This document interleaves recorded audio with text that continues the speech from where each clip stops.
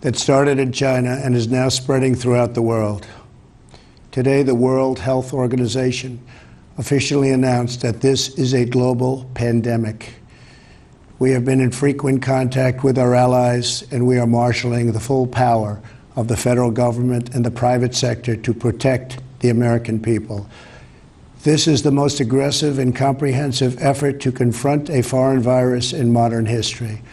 I am confident that by counting and continuing to take these tough measures, we will significantly reduce the threat to our citizens, and we will ultimately and expeditiously defeat this virus. From the beginning of time, nations and people have faced unforeseen challenges, including large-scale and very dangerous health threats. This is the way it always was and always will be. It only matters how you respond, and we are responding with great speed and professionalism. Our team is the best anywhere in the world. At the very start of the outbreak, we instituted sweeping travel restrictions on China and put in place the first federally mandated quarantine in over 50 years. We declared a public health emergency and issued the highest level of travel warning on other countries as the virus spread its horrible infection. And taking early, intense action, we have seen dramatically fewer cases of the virus in the United States than are now present in Europe. The European Union failed to take the same precautions and restrict travel from China and other hotspots. As a result, a large number of new clusters in the United States were seeded by travelers from Europe. After consulting with our top government health professionals, I have decided to take several strong but necessary actions to protect the health and well-being of all Americans. To keep new cases from entering our shores, we will be suspending all travel from Europe to the United States for the next 30 days. The new rules will go into effect Friday at midnight. These restrictions will be adjusted subject to conditions on the ground. There will be exemptions for Americans who have undergone appropriate screenings, and these prohibitions will not only apply to the tremendous amount of trade and cargo, but various other things as we get approval. Anything coming from Europe to the United States is what we are discussing. These restrictions will also not apply to the United Kingdom. At the same time, we are monitoring the situation in China and South Korea, and as their situation improves, we will reevaluate the restrictions and warnings that are currently in place for a possible early opening. Earlier this week, I met with the leaders of health insurance industry who have agreed to waive all co-payments for coronavirus treatments, extend insurance coverage to these treatments, and to prevent surprise medical billing. We are cutting massive amounts of red tape to make antiviral therapies available in record time. These treatments will significantly reduce the impact and reach of the virus. Additionally, last week I signed into law an $8.3 billion funding bill to help CDC and other government agencies fight the virus and support vaccines, treatments, and distribution of medical supplies. Testing capabilities are expanding rapidly day by day. We are moving very quickly. The vast majority of Americans, the risk is very, very low. Young and healthy people can expect to recover fully and quickly if they should get the virus. The highest risk is for elderly population with underlying health conditions. The elderly population must be very, very careful.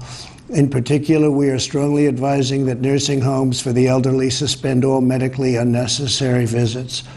In general, older Americans should also avoid non-essential travel in crowded areas.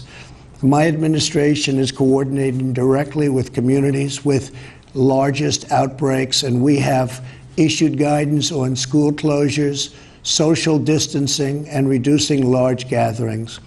Smart action today will prevent the spread of the virus tomorrow.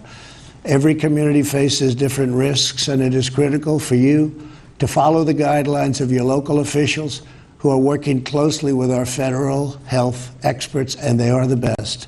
For all Americans, it is essential that everyone take extra precautions and practice good hygiene. Each of us has a role to play in defeating this virus. Wash your hands, clean often used surfaces, cover your face and mouth if you sneeze or cough, and most of all, if you are sick or not feeling well, stay home. To ensure that working Americans impacted by the virus can stay home without fear of financial hardship, I will soon be taking emergency action, which is unprecedented, to provide financial relief. This will be targeted for workers who are ill, quarantined, or caring for others due to coronavirus. I will be asking Congress to take legislative action to extend this relief. Because of the economic policies that we have put into place over the last 3 years, we have the greatest economy anywhere in the world by far. Our banks and financial institutions are fully capitalized and incredibly strong.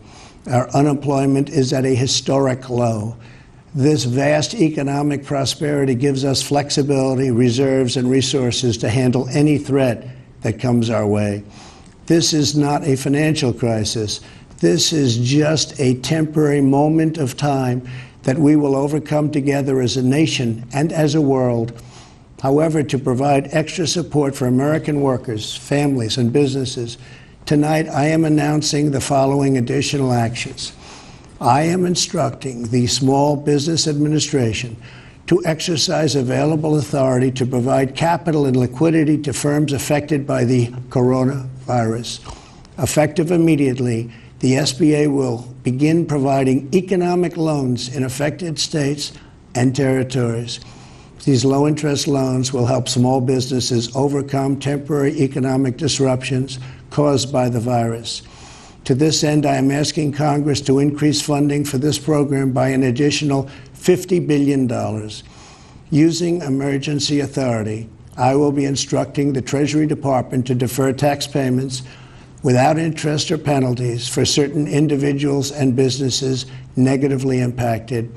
This action will provide more than $200 billion of additional liquidity to the economy. Finally, I am calling on Congress to provide Americans with immediate payroll tax relief.